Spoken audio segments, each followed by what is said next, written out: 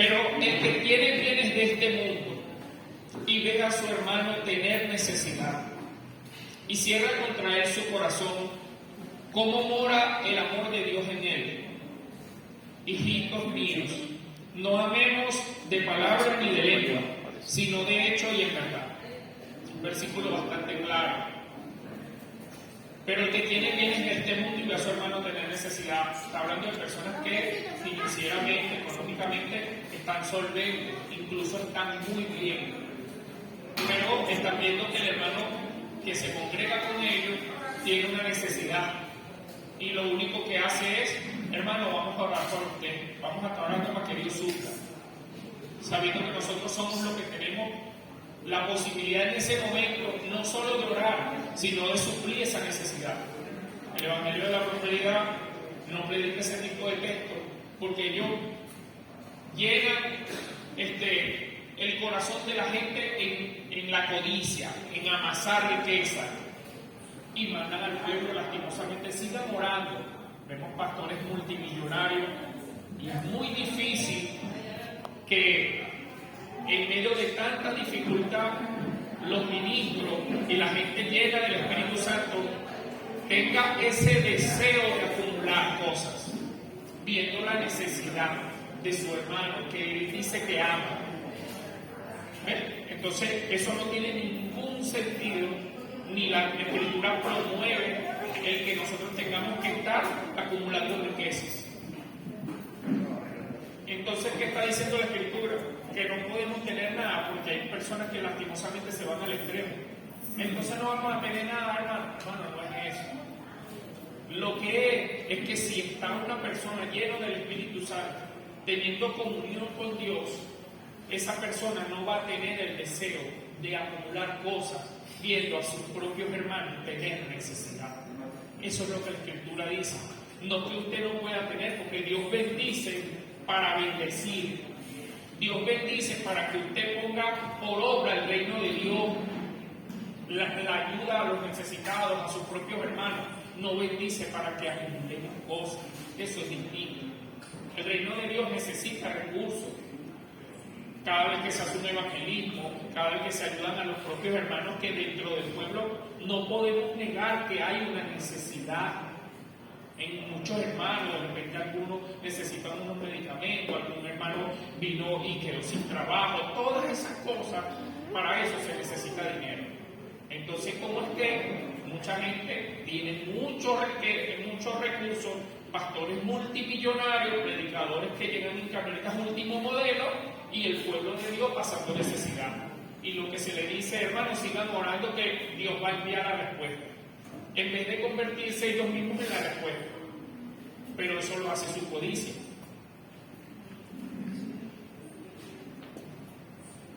Filipenses 4, 11 y 12.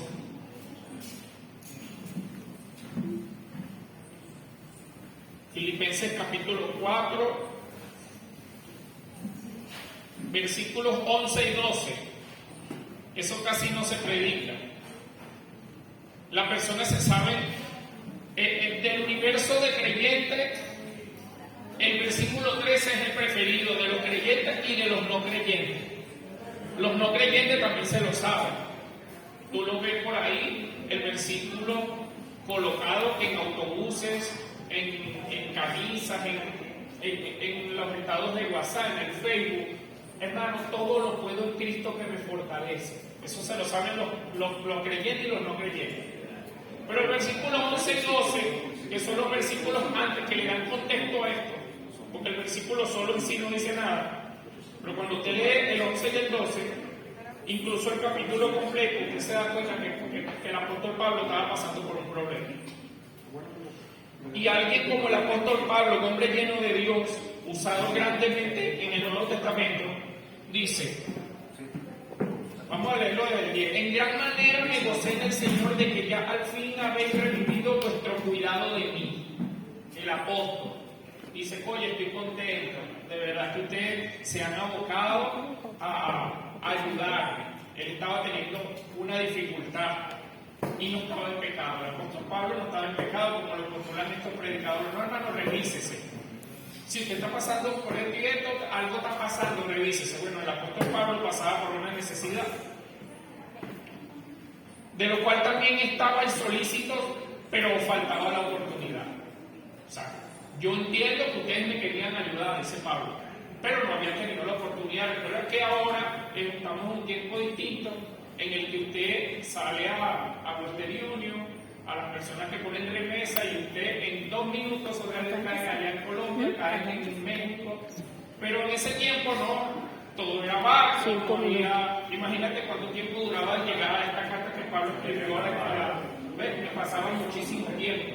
Y el apóstol Pablo le decía, yo sé que ustedes me querían ayudar, pero no habían tenido la oportunidad. Versículo 11. No lo digo porque tenga que hacer pues he aprendido a contentarme cualquiera que sea mi situación. Ese versículo en el Evangelio de la Prosperidad casi no lo predican, porque a las personas le dicen que si está teniendo necesidad es porque usted está en pecado, porque usted no está diezmando. Hermano, como usted no va a tener necesidad si usted no está ofrendando, ¿ven? Entonces usted tiene un problema, póngase al día para que Dios entonces le bendiga. Eso es lo que le dicen a la gente, haciendo sentir mal a las personas. Sé vivir humildemente y sé tener abundancia en todo, y por todo estoy enseñado, así para estar saciado como para tener hambre, así para tener abundancia como para padecer necesidad. Ese tipo de evangelio real, allá en aquellas corrientes no se predica. Solo todo tiene que fluir, todo tiene que estar bien, porque somos hijos de Dios, porque nuestro Padre es el dueño del oro y la plata, porque Dios nos llamó, porque somos su creación, y siempre exaltando al hombre. Pero cuando nosotros vivimos una vida normal, nos damos cuenta que la vida tiene altas y tiene bajas, y que Dios ha prometido estar en las altas, pero que también en las bajas ha prometido, y que Él siempre va a estar con nosotros hasta el fin del mundo, sea cual sea la situación. De hecho, muchas de las situaciones negativas que nos suceden, nosotros decimos que son negativas para nosotros, pero tal vez para Dios no es así. Y dice, bueno, yo voy a pasarte por allí, está pasando por un problema económico, o de salud, o de matrimonio, o algo sucedió, y eso forma nuestro carácter. Ahí, cuando en el momento de la prueba nos damos cuenta qué tan firme estamos. Yo creía que estaba firme, y cuando llegó a la prueba, yo le negué de Dios en el momento. No, pero entonces, ¿dónde estás tú? Yo no estaba tan firme como yo creía.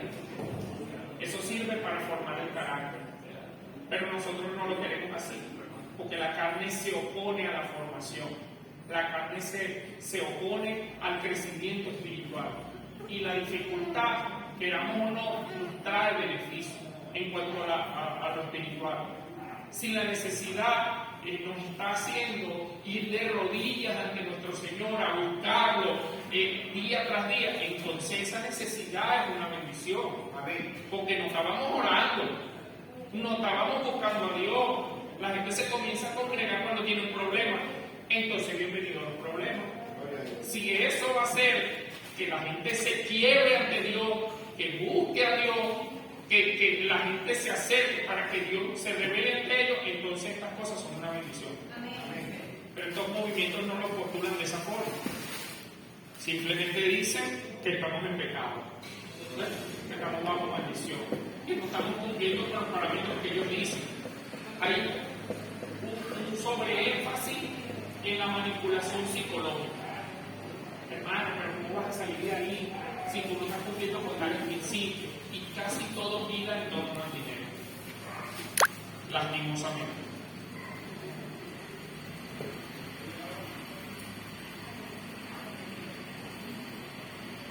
Segunda Corintios 12:9 lo vimos la semana pasada cuando le dijo Pablo, bástate mi gracia. Ahora mismo, una manera de orar, no aceptamos uno por respuesta. Yo declaro, yo decreto, sin saber si eso es la voluntad de Dios o no. Se va a hacer, es la voluntad de Dios, nosotros digamos lo que digamos, porque nosotros no damos órdenes a Dios. Nosotros clamamos porque creemos que Él tiene poder para hacerlo. nosotros esperamos la respuesta en su soberanía. Él decide qué hacer y lo que Él decida es bueno. Muchas de las respuestas negativas que recibimos, ahora nos damos cuenta que eso ha sido una bendición para nuestra vida. Y decimos, gracias Dios mío, porque tú me dijiste que no. Me dijiste que no a esa cosa que yo quería hacer tiempo.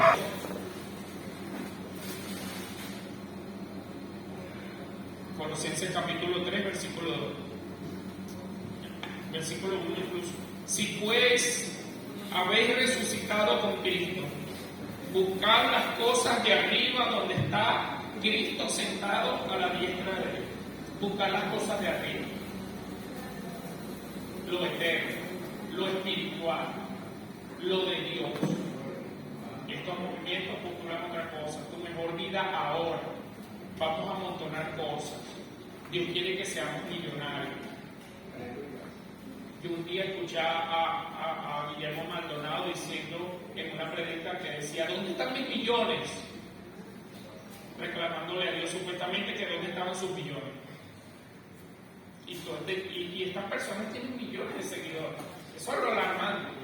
Que estas enseñanzas se propagan y la gente, de verdad, suena bien. Versículo 2, poner la mira en las cosas de arriba, no en las de la tierra. ¿Qué es poner las cosas en la mirada en las cosas de arriba? Encargarnos de lo que el Señor nos dio en el evangelismo y predicar este evangelio a toda criatura. Dios está interesado en la salvación del alma de las personas, por encima de los bienes materiales, por encima de la comodidad, por encima de todo lo que nosotros podamos anhelar. Porque todo lo que nosotros podemos anhelar, que no es malo que nosotros podamos tener, es perecedero. En un momento lo tenemos, queremos tener un carro y de repente el carro viene y se prende en candela. Viene el carro y lo chocaron. Vengo y cuando vengo saliendo del centro comercial el carro se lo robaron. No, yo quiero una casa. Bueno, ocurrió un terremoto y se derribó la casa. La casa hubo un incendio. Pueden suceder muchas cosas, estas cosas no son eternas. Las necesitamos, sí, pero Dios no quiere que nada más tengamos los ojos puestos en Él, sino que nos vayamos más a lo eterno, a lo que realmente sí es interesante.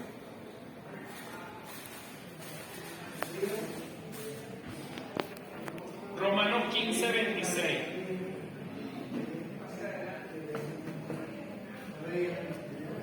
Romanos 15, 26.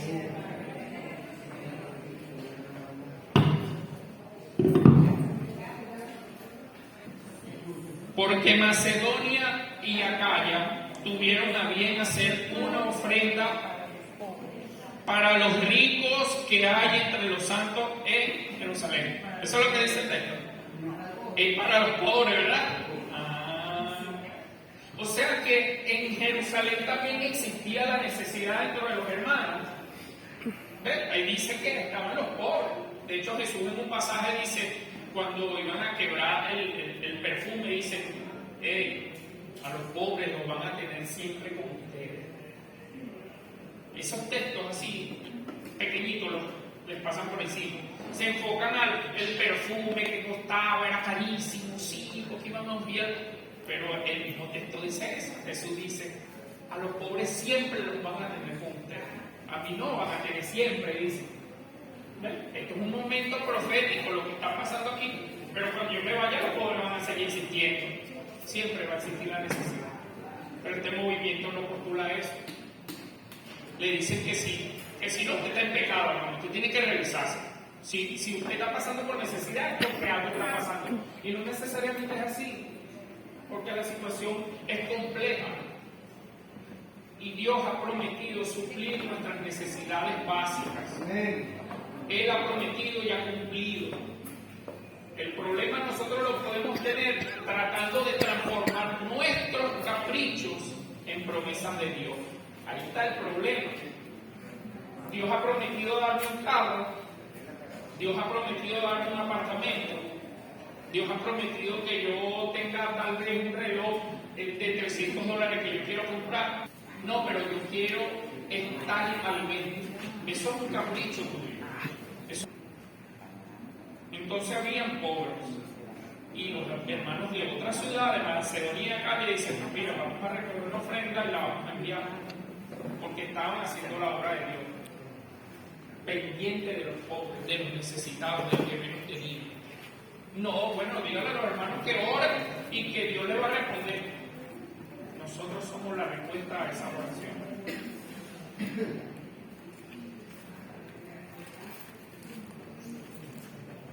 Segunda carta de Pedro, capítulo 2, versículos del 1 al 3.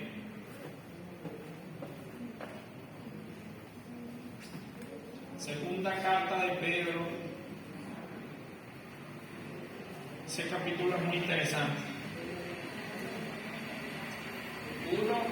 Segunda de Pedro, capítulo 2, versículos del 1 al 3.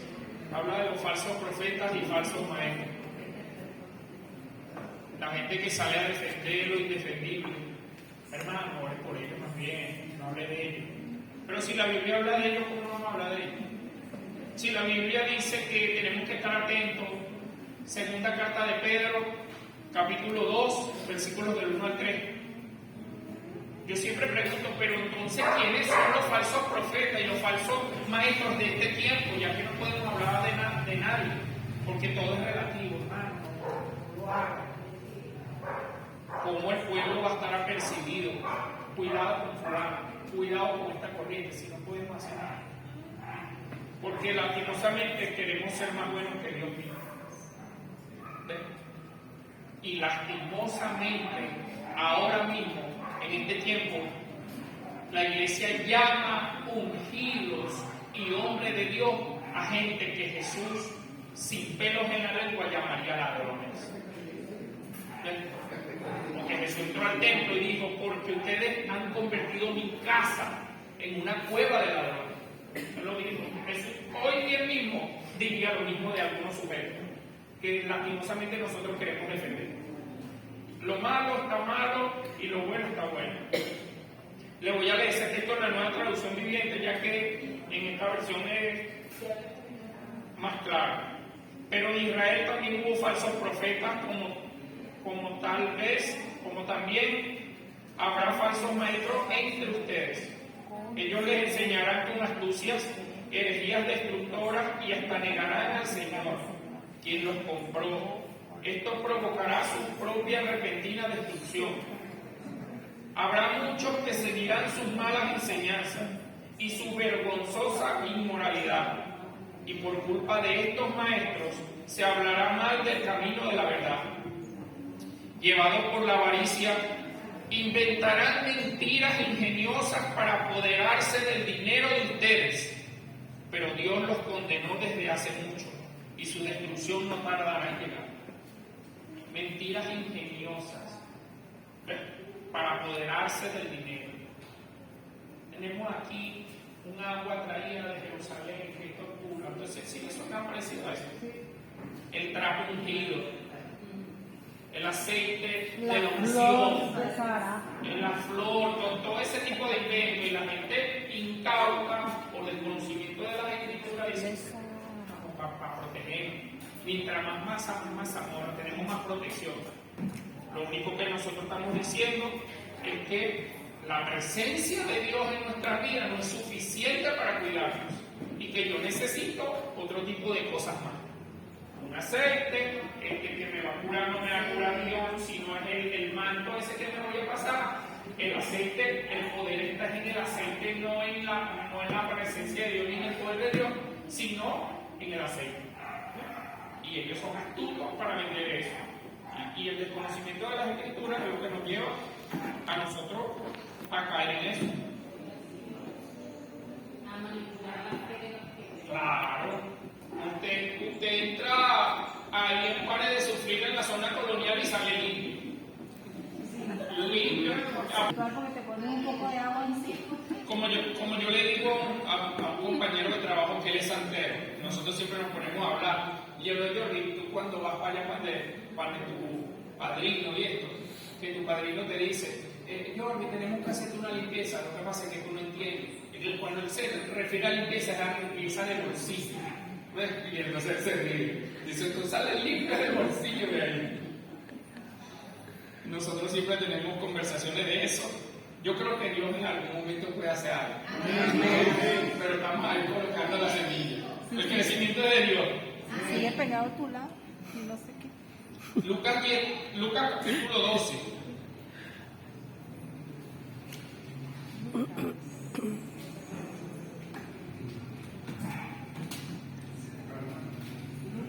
Lucas 12.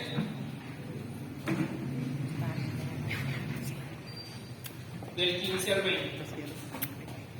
Y les dijo, mirad y guardaos de toda avaricia, porque la vida del hombre no consiste en la abundancia de los bienes que posee. Vuélvalo a leer. La vida del hombre no consiste en la cantidad de los bienes que posee. Guardaos de toda avaricia. Palabras del mismo Jesús. Nosotros tenemos la tendencia como ser humano pecador a caer fácilmente hacia la avaricia, hacia amontonar. Quiero 2 pares de zapatos nuevos que vi en el Instagram, pero sin niño tú tienes 6 pares que no te ponen. No, pero estos son una nueva colección. Y así sucesivamente. Y así para pantalones, para relojes, para cualquier cantidad de cosas. Tenemos un carro, no, que lo quiero cambiar por uno más nuevo. Hermano, pero si ese está bueno. Porque esos recursos no los utilizamos para otra cosa, para el reino de Dios, pero nos desenfocamos muy rápido, porque somos imperfectos. Y tenemos que pedirle a Dios que nos mantenga en esa visión. Dice, Dios mío, ayúdame a los recursos que tú me das, convertirme en un excelente administrador de lo que tú me estás dando, que lo use para la gloria de Dios. Ayúdame en esto. Y Él lo va a hacer. Él nos va a ir guiando, nos va a colocar personas, a través de la Escritura nos va a seguir hablando, para que nosotros hagamos un nuevo uso de los recursos correctamente como debe ser. Versículo 16, también le refirió una parábola diciendo, la heredad de un hombre rico había producido mucho. Y él pensaba dentro de sí diciendo, ¿qué haré? Porque no tengo dónde guardar mi fruto. Tengo 6 camionetas ahí guardadas y ya va a salir una nueva que viene está en la aduana y no sé de dónde la voy a meter. ¿Qué voy a hacer? Eso es lo que dice el ser humano. Versículo 18, y dijo esto, derribaré mis graneros y los edificaré mayores y allí guardaré todos mis frutos y mis bienes. Y diré a mi alma, alma, muchos bienes tienes guardados para muchos años, repósate, come, bebe y regocíjate. Versículo 20. Pero Dios le dijo, necio, esta noche vienen a pedirte tu alma y lo que has provisto, ¿de quién será? ¿Quién se va a quedar con eso? ¿Quién? Se van a quedar los que no han trabajado eso. Ellos son los que van a disfrutar eso. Versículo 21, así es el que hace para sí tesoro y no es rico para con Dios. Amontonando, ve la necesidad de muchos de sus familiares, en vez de vivir el evangelio con sus propios familiares, él tiene muchas cosas acumuladas. Y aún así, tiene el deseo de seguir acumulando más. Dice, voy a tumbar esto para meter 2 camionetas más. En vez de vender eso y ser rico para con Dios y suplir la necesidad de muchas cosas que pudiera, si el Espíritu Santo está en él lo haría.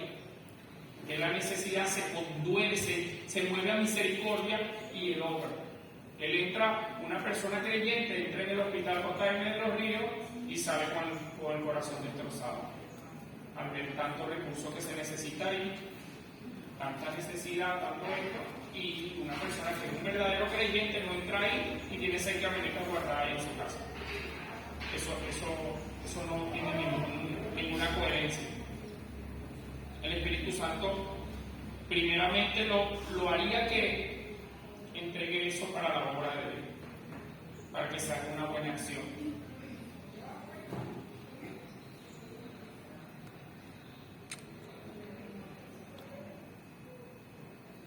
Segunda carta a Timoteo, capítulo 3. Seguimos hablando sobre este tipo de sujetos en los que la Escritura habla, porque la Biblia habla de ellos. Cuando usted le digan, pero usted lo dice tal pastor, el que lee la Biblia no se asombra. Dice, sí, la Biblia habla de ellos, en tal capítulo, tal capítulo. Estamos advertidos. Versículo 1. También debes saber esto, que en los postreros días vendrán tiempos peligrosos. ¿Pero por qué son peligrosos? ¿Porque va a haber guerra? ¿Porque va a haber enfermedad? No, ese no es el enfoque que el apóstol Pablo da. Porque habrá hombres amadores de sí mismos, avaros, vanagloriosos, soberbios, blasfemos, desobedientes a los padres, ingratos, impíos, sin afecto natural, implacables, calumniadores, intemperantes, crueles, aborrecedores de lo bueno, traidores, impetuosos, infatuados, amadores de los deleites más que de Dios. En el original, la palabra filarmurios, amor al dinero, ellos pendientes de eso, que tendrán la apariencia de piedad, pero negarán la eficacia de ella a estos evitas.